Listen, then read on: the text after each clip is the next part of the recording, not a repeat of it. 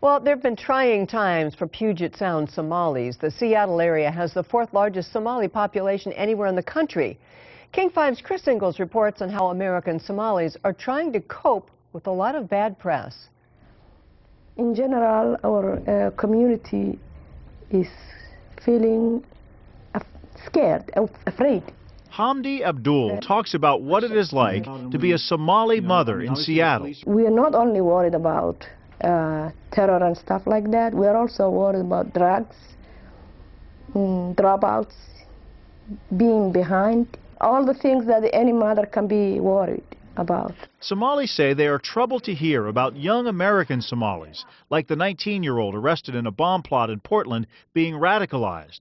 But they're also worried about increased scrutiny from the FBI, the media, and fellow citizens. We have nothing to hide. We want to be watched if we are doing something wrong. Somali immigrants already face an uphill struggle, as this just-released documentary shows.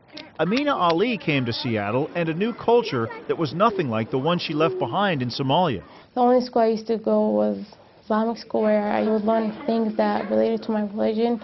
But I never went to school where I would learn English or math or stuff like that. Several high-profile Northwest terror cases have put Somalis in an unwanted spotlight.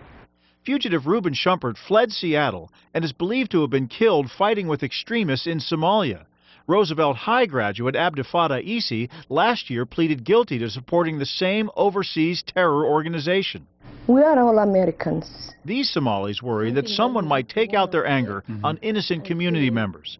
They say many Somali transplants are living successful, productive lives here, like the young woman in the documentary. Whoa, this cannot happen, you know. How did I get a scholarship? And I lived in America for only 3.5 years. Chris Ingalls, King 5 News. Leaders of several local Somali organizations have been meeting over the past couple of days.